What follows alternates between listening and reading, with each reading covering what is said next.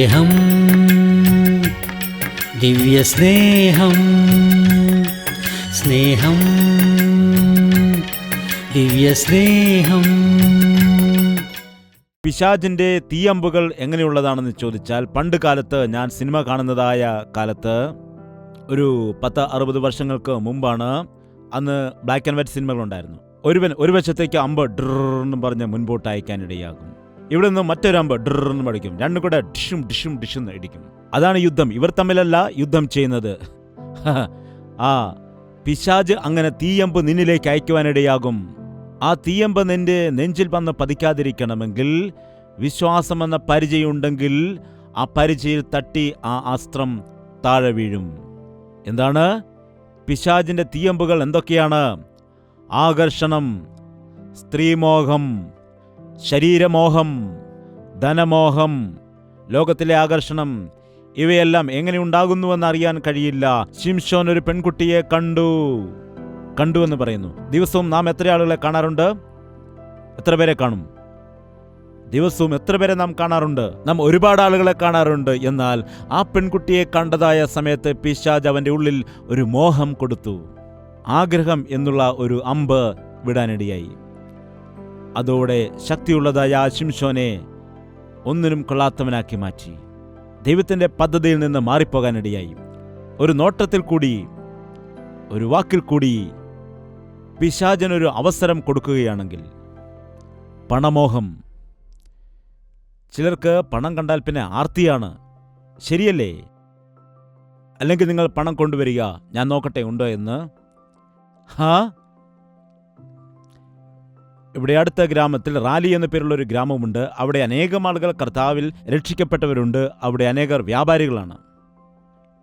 എല്ലാ വർഷവും അവിടേക്ക് എന്നെ അവർ പ്രാർത്ഥിക്കാൻ ക്ഷണിക്കുമായിരുന്നു. അവരുടെ വീടുകളിലേക്ക് എന്നെ ക്ഷണിക്കുമായിരുന്നു.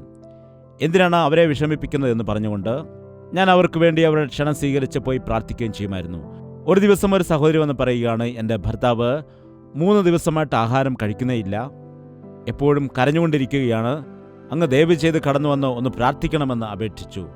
ഞാൻ ചോദിച്ചു, ഇരിക്കട്ടെ, കാര്യമെന്താണ്? അപ്പോൾ പറയുകയാണ്, 3 ദിവസമായിട്ട് അവിടെ കുത്തിയിരുന്ന് കരയുകയാണ്. എന്താണ് സംഭവിച്ചത്? അപ്പോൾ എന്നും പറഞ്ഞ് കരയും. ഞാൻ ചോദിച്ചു, മിണ്ടരുത്, നിങ്ങൾ എന്താണ് സംഭവിച്ചത്? അപ്പോൾ പറയുകയാണ്, കഴിഞ്ഞ ദിവസം ഞാൻ ഗ്രാമത്തിൽ പോയപ്പോൾ. ശരി, നിങ്ങൾ നാട്ടിൽ ചെന്നു, അവിടെ മാർക്കറ്റിൽ പോയി, അതിലെന്താണ്? ചെന്നപ്പോൾ അവിടെ ഒരാളുടെ കയ്യിൽ ഇത്രയും കെട്ടുകണക്കിന് ഇരിക്കുകയാണ്. എന്താണ്? കെട്ടുകണക്കിന് പണം ഇരിക്കുന്നു. അത് ഞാൻ നോക്കിക്കൊണ്ടേയിരുന്നു. അതിലെന്താണ് കുഴപ്പം? നിങ്ങൾ നോക്കുന്നത്, ആ പണം നമ്മൾ നോക്കുന്നത് തെറ്റൊന്നുമല്ലല്ലോ. അതിൽ നിന്ന് ഒരു കെട്ട് നോട്ട് താഴെ വീണു. നോട്ട് കെട്ട് വീണല്ലേ, നിങ്ങൾക്കെന്താണ്? വീണപ്പോൾ എന്ന് ഞാൻ വിചാരിച്ചു. ഞാൻ ഓടിച്ചെന്ന് എടുക്കാൻ ചെന്നപ്പോഴത്തേന് ലോറി വരുവാനിടയായി.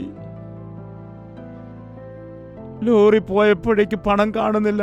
അയ്യോ എന്നും പറഞ്ഞ് കരഞ്ഞുകൊണ്ടേയിരിക്കുകയാണ്. അതേപോലെ കരയാൻ എനിക്ക് കഴിയുന്നില്ല. ലോറി കടന്നു പോയപ്പോഴേക്കും പണം അവിടെ കാണുന്നേയില്ല.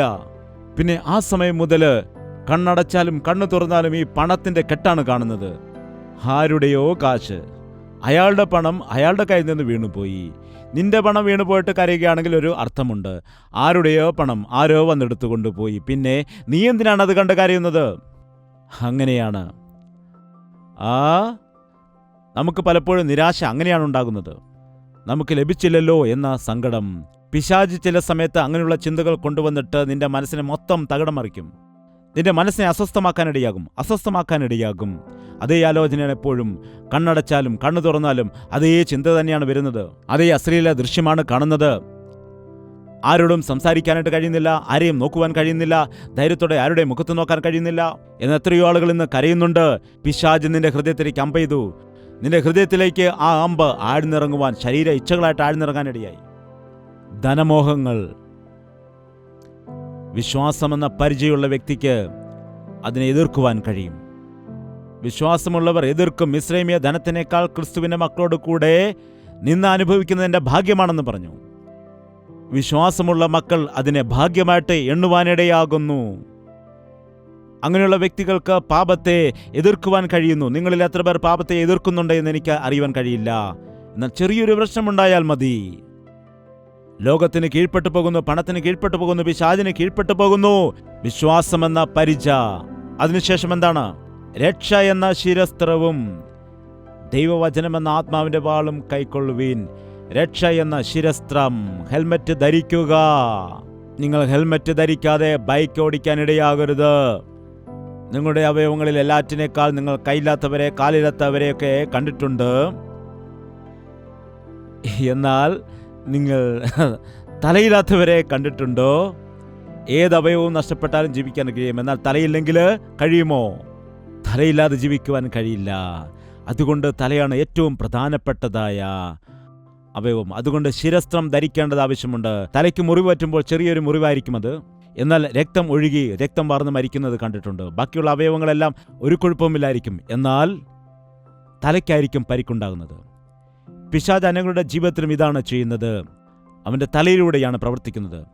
അനേകരുടെ തലയിൽ കയറി പറ്റിയിട്ട് ഈ അനാവശ്യമായ കഥകൾ എഴുതി പിടിപ്പിക്കുന്ന ആളുകൾ, അധാർമിക രീതിയിൽ പ്രവർത്തിക്കുന്ന ആളുകൾ, അനാവശ്യമായ വ്യാഖ്യാനങ്ങൾ ചെയ്യുന്നവർ, അശ്ലീലമായ കഥകളൊക്കെ എഴുതി പിടിപ്പിച്ച് അനേകരുടെ ഹൃദയത്തെ നശിപ്പിക്കുന്ന ആളുകളുടെ തലയിൽ ആരാണ് കയറിയിരിക്കുന്നത്? അപവാദി കയറിയിരിക്കുന്നു. നിന്റെ തലയെ നീ സംരക്ഷിക്കേണ്ടതാണ്. രക്ഷ പ്രാപിച്ചവരെ പിശാചിന് തൊടുവാൻ കഴിയില്ല. രക്ഷ വളരെ പ്രധാനപ്പെട്ടതാണ്. മാനസാന്തരം പ്രാപിച്ചിട്ട് രക്ഷിക്കപ്പെടണം. നിങ്ങൾ സ്നാനപ്പെടേണ്ടത് ആവശ്യമാണ്. എത്ര പേർ രക്ഷിക്കപ്പെട്ടിട്ടുണ്ട്? കരങ്ങൾ ഉയർത്താമോ? നിങ്ങളുടെ തലയിൽ നോക്കുക, ഹെൽമെറ്റ് ഉണ്ടോ എന്ന്. ഇത് പുറമേ കാണുന്നതായ അവയവമല്ല.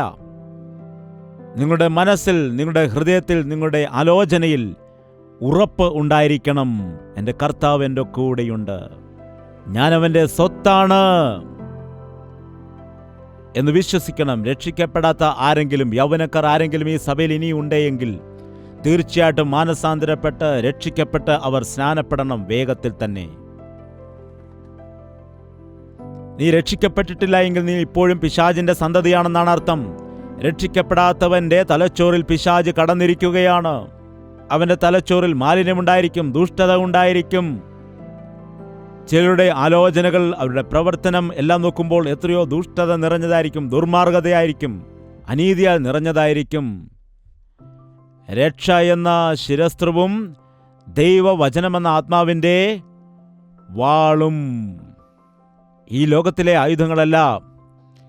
ചിലർ ഈ ലോകത്തിലെ ആയുധങ്ങൾ ഉപയോഗിക്കാൻ ഇഷ്ടപ്പെടുന്നു. ഈ ലോകത്തിലെ കുബുദ്ധി ഉപയോഗിച്ച് ജയിക്കുവാൻ അവർ ചിന്തിക്കുന്നുണ്ട്.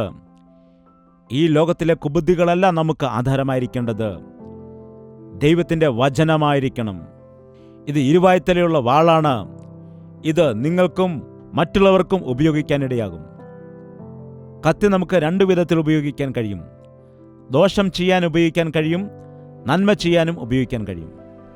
ഡോക്ടറിന്റെ കയ്യിലുള്ള കത്തി എന്താണ് ചെയ്യുന്നത്? അതുപോലെ ഒരു ദുർമാർഗിയുടെ കയ്യിലിരിക്കുന്ന കത്തി എന്താണ് ചെയ്യുന്നത്? അതേ കത്തി ദുഷ്ടന്റെ കയ്യിൽപ്പെട്ടാൽ അവൻ പ്രാണനെ എടുക്കും. അതേ കത്തി ഡോക്ടറിന്റെ കയ്യിൽ കൊടുത്താൽ അവൻ പ്രാണനെ രക്ഷപ്പെടുത്തും. ദൈവത്തിന്റെ വചനം നമ്മെ രക്ഷിക്കുന്നു. നമ്മുടെ ശത്രുക്കളെ നേരിടുവാൻ നമ്മെ അത് സഹായിക്കുന്നു.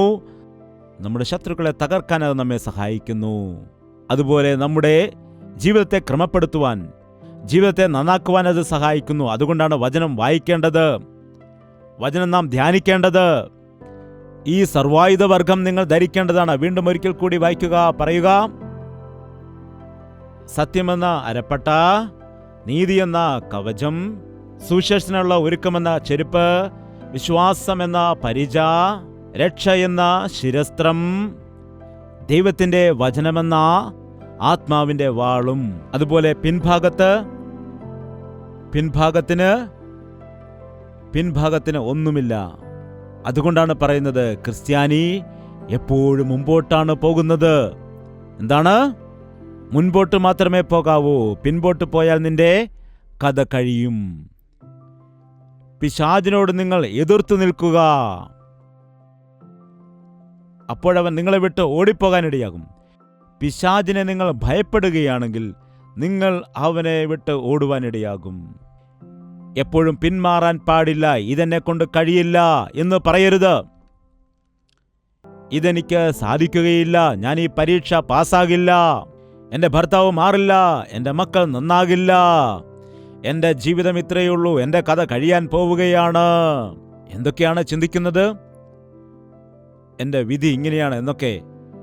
എന്താണ്? ദൈവത്തിന് നിന്നെക്കുറിച്ചുള്ള ചിന്തകൾ നന്മയ്ക്കാണ്, ദോഷത്തിനുള്ളത് അല്ല. എപ്പോഴാണെങ്കിലും ശരി, ഈ ലോകത്തിൽ എന്തെല്ലാം തടസ്സങ്ങൾ നേരിട്ടാലും ശരി, യേശുവിനെ തന്നെ നോക്കിക്കൊണ്ട് മുൻപോട്ട് മാത്രമേ പോകാവൂ, പിൻപോട്ട് പോകുവാൻ പാടില്ല. ഈ ലോകത്തിൽ തീർച്ചയായും കഷ്ടതയുണ്ട്. പുറമേയുള്ളവരോട് സമാധാനപ്പെട്ടാൽ അകത്തുള്ളവരോട് നിനക്ക് പോരാട്ടം കൊണ്ടുവരും. അകത്തുള്ളവരുമായിട്ട് സമാധാനപ്പെട്ടാൽ നിനക്ക് പുറത്തുള്ളവരുമായിട്ട് പോരാട്ടം പിശാച് കൊണ്ടുവരാനിടയാകും. പണത്തിന്റെ വിഷയത്തിൽ ജയം നേടിയാൽ നിനക്ക് ബലഹീനത കൊണ്ടുവരാനിടയാകും, അല്ലെങ്കിൽ രോഗം കൊണ്ടുവരാനിടയാകും. ആ രോഗത്തിന്റെ വിഷയത്തിൽ നീ ജയിക്കുകയാണെങ്കിൽ മറ്റെന്തെങ്കിലും കൊണ്ടുവരും. ഏതെങ്കിലുമൊക്കെ രീതിയിൽ നിന്നെ അറ്റാക്ക് ചെയ്യാൻ കഴിഞ്ഞില്ലെങ്കിൽ നിന്റെ മക്കളെ അറ്റാക്ക് ചെയ്യും. നിന്നെ തൊടുവാൻ കഴിഞ്ഞില്ലെങ്കിൽ നിന്റെ ഭാര്യയെ തൊടും. അങ്ങനെ ഏതെങ്കിലുമൊക്കെ രീതിയിൽ എല്ലാവരുടെയും ജീവിതത്തിൽ പിശാച് തടസ്സങ്ങൾ കൊണ്ടുവരും, കലഹങ്ങൾ കൊണ്ടുവരും, പിണക്കങ്ങൾ കൊണ്ടുവരും, മനസ്സിന് അസ്വസ്ഥത കൊണ്ടുവരാനിടയാകും. ചില ആളുകൾ മാനസികമായ പോരാട്ടത്തിലാണ്, മാനസികമായ പോരാട്ടം അനുഭവിക്കുന്നുണ്ട്. ഒരാൾ പറഞ്ഞു, 1,00,000 രൂപ നൽകാം, ഞായറാഴ്ചയും ശനിയാഴ്ചയും അവധി നൽകുകയില്ല എന്ന്. വേറൊരിടത്ത് പറഞ്ഞു, 50,000 രൂപയെ തരികയുള്ളൂ, എന്നാൽ വെള്ളിയാഴ്ചയും ഞായറാഴ്ചയും അവധി നൽകാമെന്ന്. നീ നല്ലൊരു വിശ്വാസിയാണ്. ഇപ്പോൾ നിന്റെ മനസ്സിൽ നീ എന്താണ് ചിന്തിക്കുന്നത്? ആ 1,00,000 രൂപയുടെ ജോലി ചെയ്യാം. നിനക്ക് എന്തെങ്കിലും ശാപമുണ്ടാകുമോ? ഞായറാഴ്ച ചർച്ചിൽ പോയില്ലെങ്കിൽ ദൈവം കോപിക്കുമോ? എങ്കിൽ പിന്നെ 50,000 ജോലിക്ക് പോകും. അപ്പോഴത് പണം ശരിയാകുമോ, തികയുമോ? അതുകൊണ്ടാണ് ഈ പോരാട്ടം ഉണ്ടാകുന്നത്.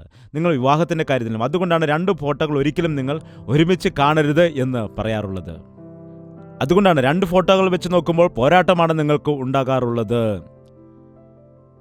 എൻ്റെ അപ്പൻ എനിക്ക് 1 ബന്ധം നോക്കി, 2 ബന്ധം നോക്കി. അങ്ങനെയല്ല, നിങ്ങൾ 1 ബന്ധം നോക്കിയിട്ട് അതിനുവേണ്ടി കർത്താവിനോട് പ്രാർത്ഥിക്കുക. വേണ്ടെങ്കിൽ അപ്പോൾ തന്നെ ക്യാൻസൽ ചെയ്യുക.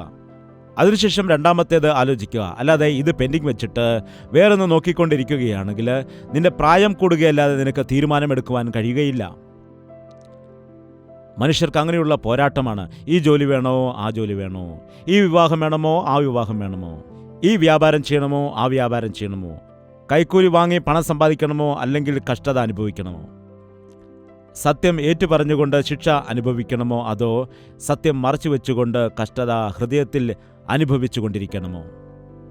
ഇങ്ങനെയുള്ളതായ പോരാട്ടങ്ങളിൽ മനുഷ്യൻ ഞെരുങ്ങുകയാണ്. അങ്ങനെയുള്ള സമയത്ത് ഒരേയൊരു മാർഗമേ ഉള്ളൂ. നമുക്ക് ഒരേയൊരു വഴി മാത്രമേ ഉള്ളൂ.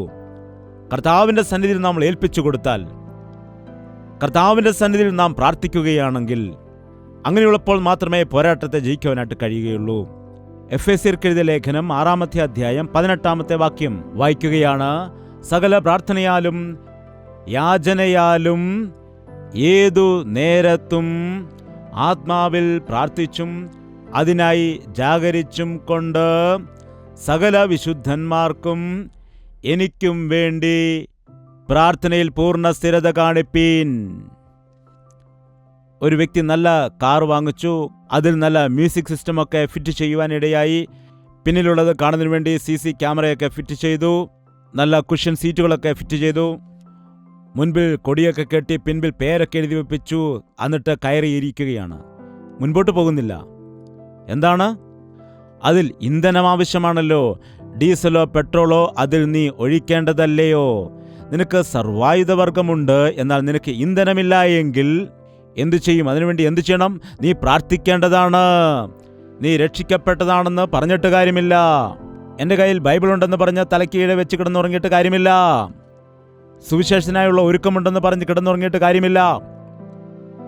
സുവിശേഷനായുള്ള ഒരുക്കമുണ്ടെന്ന് പറഞ്ഞുകൊണ്ട് ചെരുപ്പിട്ട് കിടന്നുറങ്ങുന്നതായ ആളുകളുണ്ട്. അങ്ങനെ ഉറങ്ങിയിട്ട് ഒരു കാര്യവുമില്ല.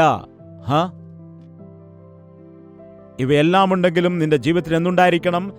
സകല പ്രാർത്ഥനയാലും യാചനയാലും ഏതു നേരത്തും ആത്മാവിൽ പ്രാർത്ഥിച്ചും ജാഗരിച്ചും ഇരിക്കേണ്ടത് ആവശ്യമാണ്. പോരാട്ടത്തിൽ നിനക്ക് ജയിക്കണമെന്നുണ്ടെങ്കിൽ നീ പ്രാർത്ഥനയിൽ പോരാടണം. പ്രാർത്ഥനയിൽ പോരാടുന്ന വ്യക്തിക്ക് പിശാചിനെ ജയിക്കുവാനായിട്ട് കഴിയുകയുള്ളൂ. നീ രക്ഷിക്കപ്പെട്ടവനായിരിക്കണം, ക്രിസ്തുവിൻ്റെ രക്തത്താൽ കഴുകപ്പെട്ടവനായിരിക്കണം, അതുപോലെ സത്യസന്ധതയുള്ളവനായിരിക്കണം.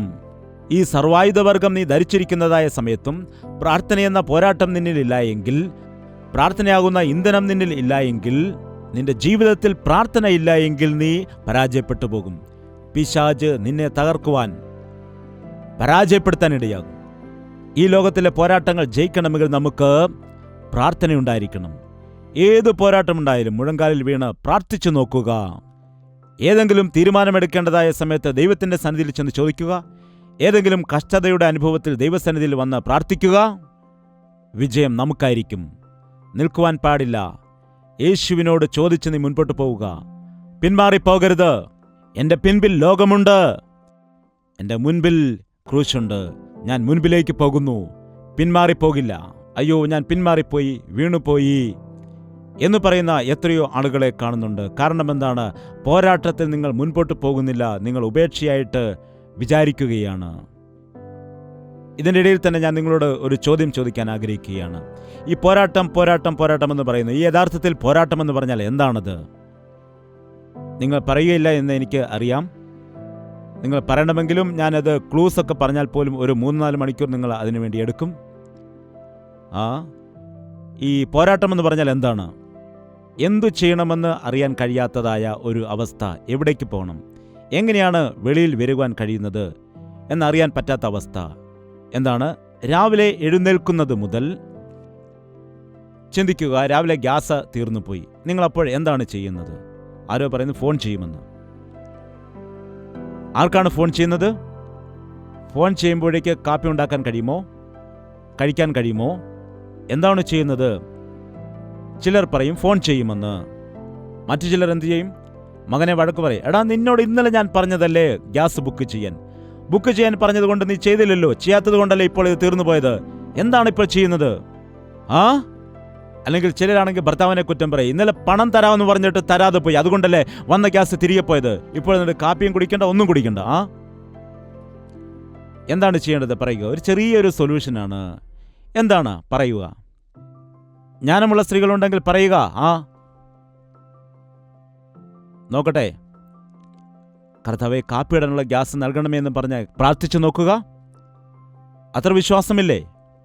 അല്ലെങ്കിൽ ഇലക്ട്രിക് സ്റ്റൗ നിങ്ങളെടുത്ത് മാറ്റിവെച്ചിട്ടുണ്ടല്ലോ, അതെടുക്കുക, അതിൽ പാകം ചെയ്യൂ. അല്ലെങ്കിൽ നിങ്ങൾ ഉപയോഗിക്കാതെ വെച്ചിരിക്കുന്ന ആ മണ്ണെണ്ണ സ്റ്റൗ ഉണ്ടല്ലോ, ചിലരാണെങ്കിൽ ഉപയോഗിക്കാത്തത് കൊണ്ട് അത് മാറ്റിവെച്ചിരിക്കുകയാണ്. എന്നാൽ ജ്ഞാനിയായ സ്ത്രീ എന്താണ് ചെയ്യുന്നത്? എപ്പോഴെങ്കിലും അത്യാവശ്യത്തിന് ഉപയോഗിക്കാമെന്ന് പറഞ്ഞ് അത് മാറ്റിവെക്കുവാനിടയാകും. അല്ലെങ്കിൽ വിറകടുപ്പ് കത്തിക്കുക. അങ്ങനെ എന്തെങ്കിലും ചെയ്ത് പാകം ചെയ്യാൻ ശ്രമിക്കുക. അതല്ലാതെ അതിനുവേണ്ടി മകനെ ചീത്ത പറയുക, ഭർത്താവിനെ ചീത്ത പറയുക, നിന്നെ തന്നെ നീ ചീത്ത പറയുക, ഭരണം നടത്തുന്നവരെ ചീത്ത പറയുക, ഈ ഭാരതത്തിൽ ഇങ്ങനെയൊക്കെ നടക്കുകയുള്ളൂ എന്ന് പറഞ്ഞ് ചീത്ത പറയുക. അവസാനം പിശാച് ഇതെല്ലാം കണ്ട് സന്തോഷിച്ചിരിക്കും. കൊള്ളാം കൊള്ളാം കൊള്ളാം, രാവിലെ മുതൽ ഈ വീട്ടിൽ ആരാധന നടക്കുകയാണ്. ഏത് ആരാധനയാണ് നടക്കുന്നത്? സ്തുതി ആരാധനയാണോ? പിശാചിനെയാണ് ആരാധിക്കുന്നത്. ഏതു സമയത്തും എന്തെങ്കിലും പ്രശ്നമുണ്ടാകുമ്പോൾ നിങ്ങൾ പ്രാർത്ഥിച്ചാൽ അവിടെ പരിഹാരം ലഭിക്കാനിടയാകും. നിങ്ങൾക്കത് മനസ്സിലാകാനിടയാകില്ല. നിങ്ങൾ പ്രാർത്ഥിച്ചു നോക്കിയാലേ മനസ്സിലാകൂ. പ്രാർത്ഥിച്ചു നോക്കുമ്പോൾ നിങ്ങൾക്ക് അതിനുള്ള പരിഹാരം ദൈവം ഓർമ്മിപ്പിച്ച് നൽകാനിടയാകും. അത് പണത്തെ സംബന്ധിച്ചാകട്ടെ, ജോലിയെ സംബന്ധിച്ചാകട്ടെ, വീട്ടിലുള്ള ഏതെങ്കിലും കാര്യം സംബന്ധിച്ചാകട്ടെ, തീർച്ചയായിട്ടും തടസ്സങ്ങൾ വന്നുകൊണ്ടേ ഇരിക്കും. അത് ശുശ്രൂഷയെ സംബന്ധിച്ചാകട്ടെ, ദൈവത്തിൻ്റെ സഭയെ സംബന്ധിച്ചാകട്ടെ, പ്രതിസന്ധികൾ ഉണ്ടായിക്കൊണ്ടിരിക്കും. നിൽക്കുവാൻ പാടില്ല, പിന്മാറിപ്പോകരുത്. പരിസ്ഥിതികൾ പ്രതികൂലമായിക്കൊണ്ടേയിരിക്കും. മുൻപോട്ട് തന്നെ പോവുക. മിഷണറിമാരുടെ ജീവിത ചരിത്രം പഠിച്ചാൽ നമുക്ക് മനസ്സിലാക്കാൻ കഴിയും. വില്യം ക്വേരി ഭാരതത്തിൽ സുവിശേഷം അറിയിക്കാൻ വേണ്ടി വന്നതായ സമയത്ത് ഒരുപാട് കഷ്ടത അനുഭവിച്ചു. 7 വർഷം കഷ്ടപ്പെട്ടിട്ടും ഒരാൾ പോലും മാനസാന്തരപ്പെട്ടില്ല. എത്ര വർഷമാണ്? 7 വർഷം. ഒരാൾ പോലും മാറിയില്ല. നമ്മളാണെങ്കിൽ അങ്ങനെ നിൽക്കുമോ? കഷ്ടപ്പെട്ട് നിൽക്കുമോ? 30 പേരെയുള്ള സഭയിൽ, അതുകൊണ്ട് വലിയ സഭ നോക്കുകയാണെന്ന് പറഞ്ഞ് വിട്ടിട്ട് പോകും. അങ്ങനെയുള്ള ആളുകളാണ്. ഒരാൾ 7 വർഷം കഷ്ടപ്പെടാനിടയായി. ഇതിനുള്ളിൽ ഭാര്യയ്ക്ക് ഭ്രാന്ത് പിടിച്ചു, മകൻ മരിച്ചു പോകുവാനിടയായി. ബൈബിൾ തർജ്ജിമ ചെയ്യുവാൻ വേണ്ടി പരിശ്രമിച്ചു. ചെരുപ്പ് കുത്തിയും അടുത്തുള്ള കോളേജിൽ പോയി പഠിപ്പിച്ചുമൊക്കെ പണം സമ്പാദിച്ചുകൊണ്ട് ശുശ്രൂഷകളും എല്ലാം ചെയ്യുവാൻ ആരംഭിച്ചു. ഇംഗ്ലണ്ടിൽ നിന്ന് ഇന്ത്യയിലേക്ക് കടന്നു വന്നിട്ട് 7 വർഷം കഷ്ടപ്പെട്ടിട്ടും അദ്ദേഹം നിരാശപ്പെടുവാനിടയായില്ല. നിരാശപ്പെടാതെ പ്രാർത്ഥിച്ചുകൊണ്ട് മുൻപോട്ട് പോയി, വിശ്വാസത്തോടെ മുൻപോട്ട് പോയി. 7 വർഷത്തിന് ശേഷം കൃഷ്ണൻ എന്ന പേരുള്ള ഒരാൾ മാനസാന്തരപ്പെട്ടു. ആ കൃഷ്ണൻ എന്ന പേരുള്ള വ്യക്തിയെ ഗംഗാ നദിയിൽ സ്നാനപ്പെടുത്തുവാനും ഇടയായി. അങ്ങനെ പടിപടിയായി അദ്ദേഹത്തിൻ്റെ ശുശ്രൂഷ സഭ വളരുവാനിടയായി. അതിനുവേണ്ടി ഒരുപാട് കഷ്ടത അനുഭവിക്കാനിടയായി. ഭാരതീയർക്ക് അവരുടെ സ്വന്തം ഭാഷയിൽ ബൈബിൾ കൊടുക്കുന്നതിന് വേണ്ടി, അവർ വായിച്ചു പഠിക്കുന്നതിന് വേണ്ടി ഏതോ രാജ്യത്ത് കിടന്ന ഈ വ്യക്തി നമ്മുടെ രാജ്യത്തിലേക്ക് കടന്നു വന്ന് നമ്മുടെ ഭാഷ പഠിച്ച് മനസ്സിലാക്കിയിട്ട് പ്രിന്റിംഗ് പ്രസ്സുകൾ സ്ഥാപിച്ച് പേപ്പറും മഷികളും എല്ലാം തന്നെ ഇവിടേക്ക് കൊണ്ടുവന്നിട്ട് പ്രിന്റിംഗ് സ്റ്റാർട്ട് ചെയ്തപ്പോൾ പകുതിയായതായ സമയത്ത്, ബൈബിളുകൾ പകുതി പ്രിന്റ് ചെയ്ത സമയത്ത് അഗ്നിബാധ, വലിയ തീപിടുത്തമുണ്ടായിട്ട് പ്രിന്റിംഗ് പ്രസ് പൂർണ്ണമായിട്ട്, അവിടെ ഉണ്ടായിരുന്ന പേപ്പറുകളെല്ലാം പൂർണ്ണമായിട്ട് കത്തി നശിച്ച് പോകുവാനിടയായി. തൻ്റെ പരിശ്രമങ്ങളെല്ലാം തന്നെ കത്തി ചാമ്പലായി മാറി. വീണ്ടും എന്തിനാണ് ഇവിടെ നിൽക്കുന്നത് എന്ന് ചിന്തിച്ചോ? വീണ്ടും തർജ്ജിമ ചെയ്യാൻ ആരംഭിച്ചു, പ്രിന്റിംഗ് പ്രസ് ആരംഭിച്ചു. അങ്ങനെ ഏകദേശം 40 ഭാഷകളിലോളം അദ്ദേഹം ബൈബിളിലെ ചില ഭാഗങ്ങൾ തർജ്ജിമ ചെയ്യുവാൻ നമ്മുടെ സ്വന്തം ഭാഷയിലും തർജ്ജിമ ചെയ്യപ്പെടാനിടയായി. തടസ്സങ്ങൾ വന്നുവെന്ന് പറഞ്ഞ് നാം നിന്നു പോകുവാൻ പാടില്ല. ചിലർ പറയും പോയി. എന്താണ് പോയത്? 10th പോയെന്ന്. ഞാനാണെങ്കിൽ പറയും ആ പോയത് പിടിക്കുകയെന്ന്. എവിടെയാണ് നീ പോയത്? 10th നീ വീണു പോയെങ്കിൽ നീ അവിടെ നിന്ന് എഴുതാൻ ആരംഭിക്കുക. പിന്മാറിപ്പോകുവാൻ പാടില്ല. മദ്രാസിലൊരു എഞ്ചിനീയർ ഉണ്ടായിരുന്നു. അദ്ദേഹം പഠിക്കുന്ന കാലത്ത് അദ്ദേഹം 14 തവണ തോറ്റു. 14 തവണ എഴുതാനിടയായി. അദ്ദേഹം എക്സിക്യൂട്ടീവ് എഞ്ചിനീയറായിട്ട് അവസാനം റിട്ടയർഡ് ആവുകയും ചെയ്തു. അദ്ദേഹം പരിശ്രമിച്ച് എഴുതിയില്ലായിരുന്നെങ്കിൽ എന്ത് സംഭവിക്കുമായിരുന്നു? 14 തവണ എഴുതാതെ 13 തവണ എഴുതിയിട്ട് മാറിയിരിക്കുകയായിരുന്നെങ്കിൽ എന്ത് സംഭവിക്കുമായിരുന്നു? പിന്നെ ഏതെങ്കിലും ഒരു കൂലിപ്പണി എന്തോ ചെയ്ത് സാധാരണ ജോലി ചെയ്ത് ജീവിക്കേണ്ടി വരുമായിരുന്നു. എന്തു ചെയ്യണം? ജയിക്കുന്നതുവരെയും നാം പോരാടണം. അമേരിക്കയിൽ പ്രസിഡന്റായിരുന്നതായ എബ്രഹാം ലിങ്കൺ, ജീവിതത്തിൽ അദ്ദേഹം എത്രയോ പരാജയങ്ങൾ ഏറ്റുവാങ്ങിയെന്നറിയാമോ? പൊളിറ്റീഷ്യനാകണമെന്ന് വിചാരിച്ചപ്പോൾ അതിൽ പരാജയപ്പെട്ടു. വ്യാപാരം ചെയ്തപ്പോൾ വലിയ നഷ്ടം സംഭവിച്ചു. വിവാഹം കഴിക്കാനായി വിവാഹ ബന്ധമുറപ്പിച്ചപ്പോൾ ആ പെൺകുട്ടി മരിച്ചു പോകാനിടയായി. നോക്കുക, എന്തു നോക്കിയാലും നിരാശ മാത്രമാണ്. എന്നാൽ അദ്ദേഹം നിരാശപ്പെട്ടിരുന്നില്ല. അദ്ദേഹം വിശ്വാസത്തോടെ മുൻപോട്ട് പോയി. അദ്ദേഹത്തിൻ്റെ മാതാവ് ഒരു വിശ്വാസിയായിരുന്നു. എൻ്റെ കർത്താവ് എന്നെ കൈവിടില്ല എന്ന വിശ്വാസത്തോടു കൂടി അദ്ദേഹം ഏകദേശം 50 വയസ്സിന് ശേഷമാണ് അദ്ദേഹം അമേരിക്കയുടെ പ്രസിഡന്റായത്. അത്രയും കാലം അദ്ദേഹം എന്തു ചെയ്തു? പോരാടുവാനിടയായി. പ്രസിഡന്റായപ്പോൾ എത്ര വയസ്സായിരുന്നു? 50 വയസ്സ് കഴിഞ്ഞിരുന്നു. അദ്ദേഹത്തിന്റെ ജീവിതത്തെക്കുറിച്ച് നിങ്ങൾക്കറിയാമോ? നിങ്ങളുടെ കാര്യം അറിയില്ലെങ്കിൽ പോട്ടെ, അബ്രഹാം ലിങ്കന്റെ കാര്യമെങ്കിലും നിങ്ങൾ പഠിക്കുക. എന്താണ് സംഭവിച്ചത്? എന്ത് സംഭവിച്ചു? എന്തിനാണ് കൊന്നത്? എന്താണ്? കറുത്തവർക്ക് സ്വാതന്ത്ര്യം കൊടുത്തുവെന്ന് പറഞ്ഞുകൊണ്ട്. ആ കാലത്ത് കറുത്തവനും വെളുത്തവനും ഒരുമിച്ച് നടക്കില്ലായിരുന്നു. ഇന്ന് നാം അമേരിക്കയിൽ പോവുകയാണെങ്കിൽ അവിടെ കറുപ്പിൻ്റെയും വെളുപ്പിൻ്റെയും വ്യത്യാസമില്ലാതെ ജീവിക്കുകയാണ്. അവരുടെ മുഖത്തെ കളറിൽ മാത്രമേ വ്യത്യാസമുള്ളൂ. അവർ ഒരുമിച്ചാണ് കാര്യങ്ങൾ ചെയ്യുന്നത്, ഒരുമിച്ച് ജോലി ചെയ്യുന്നു, ഒരുമിച്ച് കാര്യങ്ങൾ ചെയ്യുന്നു, ഒരുമിച്ച് ജീവിക്കുന്നു. നമ്മുടെ ഭാരതത്തിൽ ഈ സമ്പ്രദായം എപ്പോൾ വരുമാവോ? ഈ ജാതിയുടെയും കുലത്തിൻ്റെയും വ്യത്യാസങ്ങൾ, ഭാഷയുടെ വ്യത്യാസങ്ങൾ, ഇവയെല്ലാം മാറിപ്പോകണം. ഏറ്റവും കുറഞ്ഞ് യേശുവിൽ വിശ്വസിക്കുന്ന ആളുകളെങ്കിലും ഒരു മനസ്സുള്ളവരായിട്ട്, ഐക്യതയുള്ളവരായിട്ട്, സ്നേഹത്തോടെ ജീവിക്കുക. നിങ്ങളുടെ ജീവിതത്തിലെ പോരാട്ടങ്ങൾ ജയിക്കുക. കുടുംബജീവിതത്തിലെ പോരാട്ടങ്ങൾ ജയിക്കുക. ജോലി വിഷയത്തിലുള്ളതായിട്ടുള്ള പോരാട്ടങ്ങൾ. എത്രയോ ആളുകൾ ഇന്ന് അനേകം ജീവിതത്തിലെ പോരാട്ടങ്ങളിൽ അകപ്പെട്ടുകൊണ്ട് ജീവിക്കുന്നു. കർത്താവ് പറയുന്നു, എന്നിൽ വിശ്വാസം അർപ്പിക്കുക, എന്നിൽ ആശ്രയിക്കുക, എങ്കിൽ നിങ്ങൾക്ക് വിജയിക്കുവാൻ കഴിയും. എന്താണ്? നിങ്ങൾ പ്രാർത്ഥനയിൽ കർത്താവ് എന്താണ് പറയുന്നത്? പൂർണ്ണ സ്ഥിരത കാണിക്കുക എന്ന് പറയുന്നു. പൂർണ്ണ സ്ഥിരത എന്ന് പറയുമ്പോൾ ഉറപ്പുള്ളവരായിരിക്കണം. യേശുവിനോട് കൂടെ നടന്നിട്ട് ലജ്ജിച്ചു പോയ ആരും തന്നെയില്ല ഒരു നാളും. എന്നാൽ യേശുവിനെ വിട്ടുപോയ ആളുകൾ, എന്നിട്ട് തകർന്നു പോയ ആളുകൾ ഇന്നുമുണ്ട്, അന്നും ഉണ്ടായിരുന്നു. പൗലോസ് പറയുകയാണ്, എന്താണ് അവസാന വാക്യം വായിക്കുക? ഞാൻ നല്ല പോരാട്ടം ഓടി, എൻ്റെ ഓട്ടം തികച്ചു, നല്ല പോരാട്ടം ഞാൻ പോരാടി. തെറ്റായ രീതിയിലല്ല ഞാൻ പോരാടിയത്, തെറ്റായ മാർഗത്തിൽ ഞാൻ സഞ്ചരിച്ചില്ല, തെറ്റായ രീതിയിലല്ല ഞാൻ പോരാടിയത്. ഞാൻ നല്ല പോരാട്ടം പോരാടി, എൻ്റെ ഓട്ടം ഞാൻ തികച്ചിരിക്കുന്നു, എൻ്റെ വിശ്വാസം ഞാൻ കാത്തു, എൻ്റെ വിശ്വാസം ഞാൻ കാത്തു. അതായിരിക്കണം ഒരു വ്യക്തിയുടെ യഥാർത്ഥമായുള്ള സാക്ഷ്യം. ഇപ്പോൾ നീതിയുടെ കിരീടം എനിക്ക് വേണ്ടി വച്ചിരിക്കുന്നു. ഏതു നേരത്തും ആത്മാവിൽ പ്രാർത്ഥിച്ചും അതിനായി ജാഗരിച്ചും കൊണ്ട് സകല വിശുദ്ധന്മാർക്കും എനിക്കും വേണ്ടി പ്രാർത്ഥനയിൽ പൂർണ്ണ സ്ഥിരത കാണിക്കുവീൻ.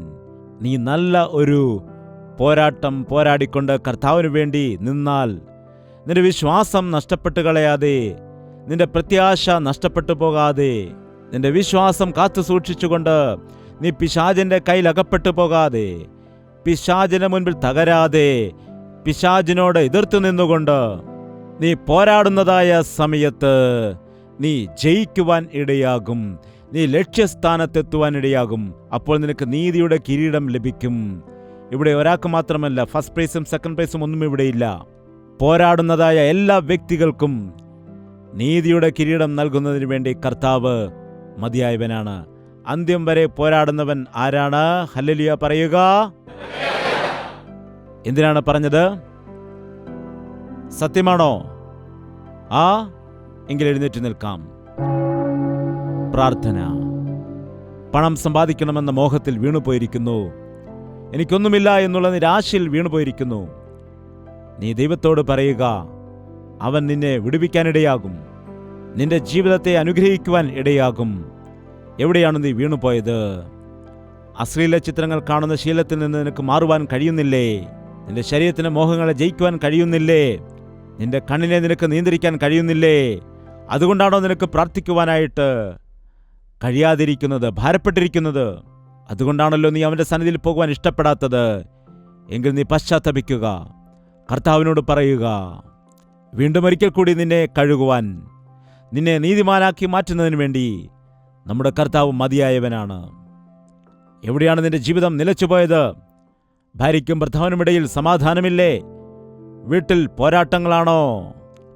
ഐക്യതയോടുകൂടി ഒരുമനപ്പെട്ട് ജീവിക്കുവാൻ നിനക്ക് കഴിയുന്നില്ലേ? എവിടെയാണ് നീ വീണുപോയിരിക്കുന്നത്? നിന്റെ ദൈവത്തോട് നീ പറയുക. വഞ്ചന ചെയ്ത് നീ നാശത്തിൽ അകപ്പെട്ടിരിക്കുകയാണോ? കടബാധ്യതയാൽ ഭാരപ്പെടുന്ന വ്യക്തിയാണോ? നീ ദൈവത്തോട് പറയുക. എവിടെയാണ് നിന്റെ ജീവിതത്തിൽ വീഴ്ച സംഭവിച്ചത്? നിന്റെ രക്ഷയുടെ ശിരസ്ത്രം എവിടെയാണ് വീണുപോയത്? ദൈവത്തോട് പറയുക. ലോകത്തിലെ ലാഭനഷ്ടങ്ങൾ നോക്കാതെ ദൈവത്തിനു വേണ്ടി ജീവിക്കുന്നതാണ് ഭാഗ്യമെന്ന്, അവനു വേണ്ടി ജീവിക്കുന്നതാണ് ഏറ്റവും ശ്രേഷ്ഠതയെന്ന് മനസ്സിലാക്കുവാൻ വേണ്ടി എല്ലാവരും വായ് തുറന്ന് പ്രാർത്ഥിക്കുക. എല്ലാവരും സ്വർഗത്തിലേക്ക് നിങ്ങളുടെ കരങ്ങൾ ഉയർത്തിക്കൊണ്ട് ദൈവത്തോട് പ്രാർത്ഥിക്കുക. ദൈവത്തോട് സംസാരിക്കുക. നിങ്ങൾ രക്ഷിക്കപ്പെട്ടതാണോ? രക്ഷ എന്ന ശിരസ്ത്രമില്ലെങ്കിൽ ഇതാകുന്നു അനുകൂലമായ സമയം, ഇതാകുന്നു രക്ഷാ ദിവസമെന്നവൻ പറയുന്നു. പരിശുദ്ധനായ സ്നേഹമുള്ള പിതാവേ, ഒരിക്കൽ കൂടി നിന്റെ മക്കളെ നീ നോക്കണമേ. കരങ്ങൾ ഉയർത്തിക്കൊണ്ട് നിന്റെ സഹായം അഭ്യർത്ഥിക്കുന്ന മക്കളെ നീ ദർശിക്കുമാറാകണമേ. പോരാട്ടത്താൽ നിറഞ്ഞതായ ഈ ലോകത്തിൽ, പ്രതികൂലത്താൽ നിറഞ്ഞിരിക്കുന്നതായ ലോകത്തിൽ കർത്താവിന്റെ മക്കളായിട്ട് ജീവിക്കണമെങ്കിൽ സർവായുധവർഗം ധരിച്ചിരിക്കണം എന്നും പ്രാർത്ഥനയെന്ന വ്യായാമത്തോടു കൂടി തന്നെ അനുക്ഷണവും നിന്നോട് കൂട്ടായ്മ ആചരിച്ചുകൊണ്ട് ജയകരമായൊരു ജീവിതം നയിക്കുവാൻ നിന്റെ മക്കളെ എല്ലാവരെയും നീ സഹായിക്കുമാറാകണമേ. നിന്നുപോയ വ്യക്തികൾ മുൻപോട്ട് പോകേണ്ടതിനു വേണ്ടി പരിശുദ്ധാത്മാവിന്റെ ശക്തിയെ നൽകുമാറാകണമേ. വീണുകിടക്കുന്നവരെ എഴുന്നേൽപ്പിക്കുമാറാകണമേ. പിശാചിന്റെ ബന്ധനത്തിൽ അകപ്പെട്ടവരെ നസ്രയനായ യേശുക്രിസ്തുവിന്റെ നാമത്തിൽ വിടുവിക്കുകയാണ് കർത്താവേ.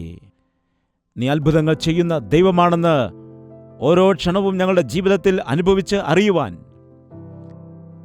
നിന്റെ രാജ്യത്തിൽ ചേരുന്നതുവരെയും പിന്മാറിപ്പോകാതെ നിൽക്കുവാൻ, നല്ല പോരാട്ടം പോരാടേണ്ടതിനു വേണ്ടി ഞങ്ങളുടെ ഓട്ടം തികയ്ക്കുവാനായി, ഞങ്ങളുടെ വിശ്വാസം കാത്തു സൂക്ഷിക്കുവാൻ, നീ നൽകുന്നതായ ജീവകിരീടം നേടുവാനും ഞങ്ങളെ എല്ലാം നീ സഹായിക്കുമാറാകണമെന്ന് യേശുക്രിസ്തുവിന്റെ നാമത്തിൽ അപേക്ഷിക്കുന്നു പിതാവേ. ആമേൻ. യേശുവേ യേശുവേ യേശുവേ യേശുവേ യേശുവേ യേശുവേ യേശുവേ യേശുവേ നിന്നെ നിന്നെ എന്നും ഞാൻ സേവിക്കും. നീ മാത്രം രാജാവെന്നും. നിന്നെ നിന്നെ എന്നും ഞാൻ സേവിക്കും. നീ മാത്രം രാജാവെന്നും. യേശുവേ യേശുവേ യേശുവേ യേശുവേ യേശുവേ യേശുവേ യേശുവേ യേശുവേ യേശുവേ യേശുവേ യേശുവേ